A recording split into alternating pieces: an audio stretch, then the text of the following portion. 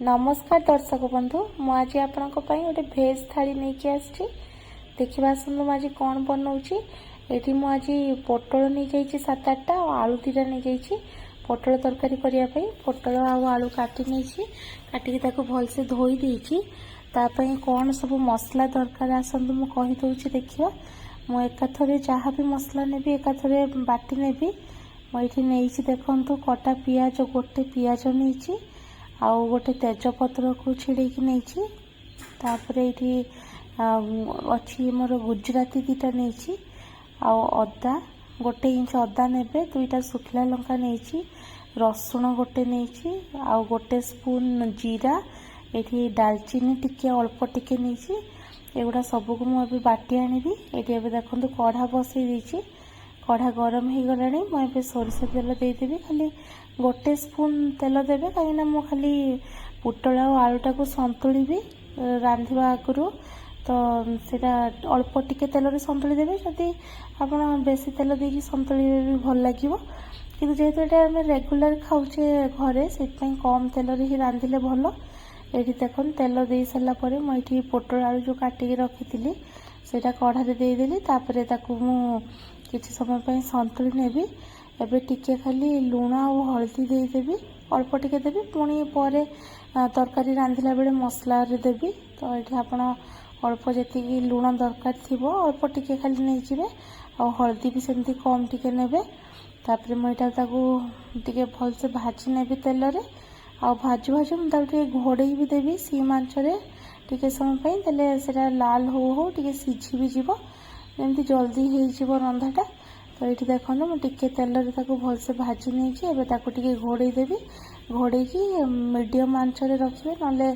बेसी पोड़ी जीव ये घोड़े देली देखो काढ़ीदेवी तार कलर भी चेंज हो आसला लाल लाल हो आसला आलू पोटल आपड़ चाहिए आहरी टे माने बेसी भाजी पारे मु बेसी भाजुनी एमती मीडियम अल्प भाजुची तापर काढ़ी नेबी काढ़ी नहीं सारापर मसला कषा हम ये काढ़ी नौ देखु आपड़ चाहिए तेल बेसी यूज करें जिते किसी अकेजन थाए कि किसी माने घरे बंधुबांधव आसने आम टिके तेल मसला अधिका यूज करूँ किंतु रेगुलर खायापे आप जिते कम तेल ने सेते भल ये देखु केते सुंदर देखा ये मु कढ़ारे आउ टिके तेल नहीं सेमती माने 3-4 चामच तेल नहीं आउ सब कम तेल ने आपंकर जदि तेल कम हो गला पकई पारे कि बेसी हो गले माने काढ़ी पारे हैरान हे तो ये मुझे देखो जो मसलाटा बटा होता से गुड़ा सब नहीं गली आ जेहेतु सबू जिनस गोटा गरम मसला मसला ऑलरेडी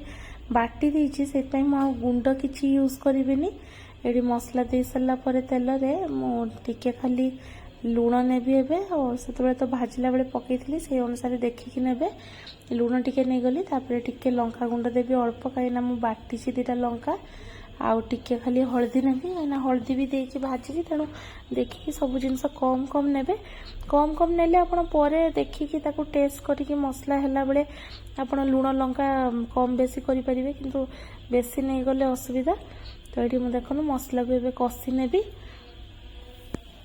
मसला कषि जिते पर्यंत तेल टिके ऊपर को न देखाई आउ जेहेतु तेल मु कम देती मसला कषिला बेले टिके माने जल्दी तार पानी मरी जाए मसला कषि हुए से अल्प अल्प टिके पानी देकी मसला को सीम आंचरे कषेबे आ सब मसला कषिला बेले सब आंच कम करके रखिए बेसी हाई करेंगे ना मसला पोड़ी जीव कि मसला कंचा रही भल लगे खायापी ये देखो जी आलू पोटल भाजिकी रखी से गुड़ा मसला मोर हो आसला आउ से पकई देकी आउ टिके समय खाली कषि नेबी तापर ये मु गरम पानी करके रखी सब कहे एमती मसला तरकारी सब गरम पानी देवे तो गरम पानी करके रखी से गरम पानीटा भी तरकारी देदेली आउ लुण आपड़ देखिकी टेस्ट करके देवे जदि आप दरकार थी मुझे एकाथरे देदेपर ये मुझे घोड़े देवी तेल भल मसलाटा भलसे मिसीज परिवा सांगरे परिवा भी जहाँ माने कम सीझी से पूरा सीझीज ये देखो मोर आलू पोटल सब सीझीगला के बढ़िया देखा आप देखिपे ऊपर टोटाली तेल ना कहीं बहुत कम तेल यूज कर भी एमती रांधि खातु बहुत टेस्ट लगे आप रुटी आ भात कौन भी आप तरकारीटा खाई पारे तापर मुझे देखो कढ़ा बसई पुणी ସେଇଟାରେ ମୁଁ ତେଲ ନେଇଯିବି। ମୁଁ ଆଜି କଲରା ଆଳୁ ଭାଜିବି। ଆଉ ଯେହେତୁ ମୁଁ ଆପଣଙ୍କ ସାଙ୍ଗରେ ଲଞ୍ଚ ମାନେ ସେୟାର କରେ କ'ଣ କ'ଣ କରେ, ସେଥିପାଇଁ ସବୁ ରେସିପି ଆପଣଙ୍କୁ ଟିକେ ଦେଖେଇଦିଏ। ଏଠି ଦେଖନ୍ତୁ ଗୋଟା ଜିରା ଆଉ ଶୁଖିଲା ଲଙ୍କା ନେଇଗଲି ତେଲରେ। ତାପରେ ଏଠି ମୁଁ କଟା ପିଆଜ ରଖିଛି ନେଇଯିବି। ମୁଁ ଏମିତି ଗୋଲ ଗୋଲ କାଟି ଦେଇଛି, ଆପଣ ଛୋଟ ଛୋଟ କାଟିଦେବେ, କିଛି ନାହିଁ ସେମିତି। ତ ଏଠି ମୁଁ ପିଆଜ ନେଇଗଲି। ପିଆଜକୁ ଟିକେ ଭାଜିଲା ପରେ ହାଲକା, ତାପରେ ମୁଁ ଯେଉଁ କଲରା ଆଉ ଆଳୁ କାଟିକି ରଖିଛି ସେଗୁଡ଼ା ନେଇଯିବି। ଆଉ କଲରା ଆଳୁ ଭଜା ଆପଣ ଗରମ ଗରମ ଖାଇବେ, ବହୁତ ବଢ଼ିଆ ଲାଗେ ଖାଇବା ପାଇଁ। ଏଠି ଦେଖନ୍ତୁ ମୋର ପିଆଜ ହେଇ ଆସିଲାଣି। ପିଆଜ ହେଇ ସାରିଲା ପରେ ଯେଉଁ ପରିବା କାଟିକି ରଖିଥିଲି କଲରା ଆଳୁ ସେଗୁଡ଼ା ଦେଇଦେଲି। ଦେଇ ସାରିଲା ପରେ ମୁଁ ନେଇଯିବି ଏବେ ଲୁଣ ଆଉ ହଳଦୀ ନେଇଯିବି। ଲୁଣ ସେମିତି ଆପଣଙ୍କ ଟେଷ୍ଟ ଅନୁସାରେ ଦେବେ, ଆଉ ହଳଦୀ କମ୍ ନେବେ। ସବୁବେଳେ ହଳଦୀର କ୍ୱାଣ୍ଟିଟି କମ୍ ରଖିବେ, ବେଶୀ ୟୁଜ୍ କରିବେନି। ତ ଏଠି ହଳଦୀ ନେଇଗଲି। ହଳଦୀ ନେଇ ସାରିଲା ପରେ ତାକୁ ମୁଁ ଭଲସେ ଭାଜି ନେବି। ତାପରେ ଘୋଡ଼େଇ ଦେବି, ଯେମିତି କଲରା ଆଳୁ ଗୁଡ଼ା ସବୁ ସିଝିଯିବ।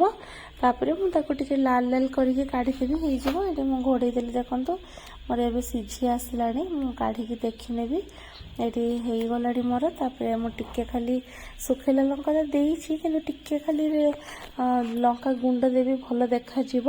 ତ ଅଳ୍ପ ଟିକେ ଲଙ୍କା ଗୁଣ୍ଡ ଦେଇକି ତାକୁ ମୁଁ ଟିକେ ଖାଲି ଭାଜି ନେବି, ଯେମିତି ଟିକେ ପରିବା ଗୁଡ଼ା ଟିକେ ଲାଲ ଲାଲ ହେଇ ଆସିବ, ତାହେଲେ ଦେଖିବା ପାଇଁ ବି ଭଲ ହେବ। ଏଠି ଦେଖନ୍ତୁ ଲଙ୍କାଗୁଣ୍ଡ ଖାଲି ଅଳ୍ପ ଟିକେ ଦେଇଛି। ଆପଣ ଚାହିଁଲେ ଜିରା ଲଙ୍କାଗୁଣ୍ଡ ବି ଦେଇପାରିବେ, ମୋ ପାଖରେ ନଥିଲା ସେଥିପାଇଁ ମୁଁ ଦେଇନି।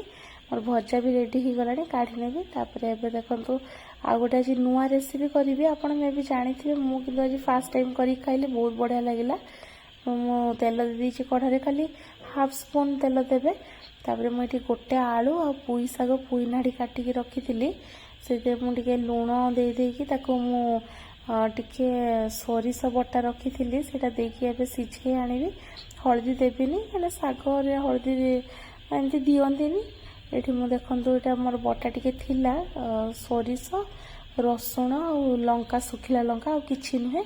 ତ ବାଟି ଆଣିବେ ଆପଣ, ଟିକେ ଅଳ୍ପ ଖାଲି ଦେବେ, କାହିଁକିନା କମ୍ କ୍ୱାଣ୍ଟିଟିର ମୁଁ କରିଛି ଏଠି। ଆଉ ଆଳୁ କମ୍ ଦେବେ, ଶାଗ ଟିକେ ଆମାଉଣ୍ଟ ବେଶୀ ଦେବେ। ତାପରେ ମୁଁ ଏଠି ଘୋଡ଼େଇକି ତାକୁ ସିଝେଇ ଆଣିବି। ଶାଗଟା ଦେଖନ୍ତୁ ପୁରା ଶୁଖିଲା ଶୁଖିଲା ହେଇକି ସିଝି ଆସିଛି। ତ ପୋଇ ଶାଗରେ ତ ସୋରିଷ ବଟା ଦେଇକି ରାନ୍ଧିଲେ ବଢ଼ିଆ ଲାଗେ। ଏଠି ଦେଖନ୍ତୁ ମୁଁ କାଢ଼ି ନେଇଛି। ତାପରେ ମୁଁ କଢ଼ାରେ ଟିକେ ତେଲ ଦେଇଦେବି, ଅଳ୍ପ ଟିକେ ଦେବି ତେଲ। ତେଲ ଦେଇ ସାରିଲା ପରେ ଯେମିତି ଶାଗ ଆପଣ ରସୁଣ ଦେଇକି ଛୁଙ୍କନ୍ତି, ସେମିତି ଏଟା ବି ସେମିତି କରାହେବ। ତ ମୁଁ ଏଠି ରସୁଣ ଛେଚିକି ରଖିଥିଲି, ରସୁଣ ଆଉ ଗୋଟେ ଶୁଖିଲା ଲଙ୍କା ଦେଇଦେଲି ତେଲରେ। ଟିକେ ରସୁଣ ହେଇଗଲା ପରେ, ରସୁଣ ଟିକେ ମାନେ ଲାଲ ଲାଲ ହେଇଗଲା ପରେ ମୁଁ ଯେଉଁ ଶାଗଟା ଭାଜିକି ରଖିଛି ତାକୁ ସିଝେଇକି ସେଇଟା ଦେଇକି, ଯେମିତି ଶାଗ ଭଜା ହୁଏ ସେମିତିକା କରିକି କାଢ଼ି ଆଣିବି। ଆଉ ଆପଣ ଯଦି କେମିତି ପୋଇ ଶାଗ କରିକି ଖାଇନାହାନ୍ତି, ଖାଆନ୍ତୁ, ଏତେ ବଢ଼ିଆ ଲାଗିବ, ଆପଣ ନିଜେ ଜାଣିପାରିବେ। ମୋତେ ତ ବହୁତ ବଢ଼ିଆ ଲାଗିଲା ଆଜି, ଫାର୍ଷ୍ଟ ଟାଇମ୍ ବନେଇଲି, ଆଉ ବାର ବି ବନେଇବି। ତ ଏଠି ମୋର ଲଞ୍ଚ ପୁରା ସବୁ ରେଡ଼ି ହେଇଗଲାଣି। ତ ଏବେ ବାଢ଼ି ନେବା। ଏଠି ଦେଖନ୍ତୁ ଭାତ ନେଇଯାଇଛି, ଆଉ ପୋଇ ଶାଗ ଯେଉଁ ଭାଜିଥିଲେ ଏବେ ଗରମ ଗରମ ସେଇଟା ନେଇଛି। ତାପରେ ମୁଁ ଏଠି କଲରା ଆଳୁ ଭଜା ନେଇଛି, ଆଉ ପୋଟଳ ଆଳୁ ଝୋଳ ତ ହେଇଥିଲା ସେଇଟା ଟିକେ ନେଇ ଆସିଛି। ଆଉ ଯେହେତୁ ଏବେ ଆମ୍ବ ସିଜନ୍, ମୁଁ ସବୁବେଳେ କୁହେ, ତ ଆମ୍ବ ତ ନିହାତି ଖାଇଲା ବେଳେ ଦରକାର, ସେଥିପାଇଁ ମୁଁ ଗୋଟେ ଆମ୍ବ ବି ନେଇଯାଇଛି। ଆଉ ବହୁତ ବଢ଼ିଆ ଆମ୍ବ, ପୁରା ବହୁତ ମିଠା। ତ ମୋର ଲଞ୍ଚ ରେଡ଼ି ହେଇଗଲା। ଆପଣମାନଙ୍କୁ କେମିତି ଲାଗୁଛି ମୋତେ ଜଣାଇବେ। ମୋ ଭିଡ଼ିଓ ଦେଖୁଥିବାରୁ ବହୁତ ବହୁତ ଧନ୍ୟବାଦ।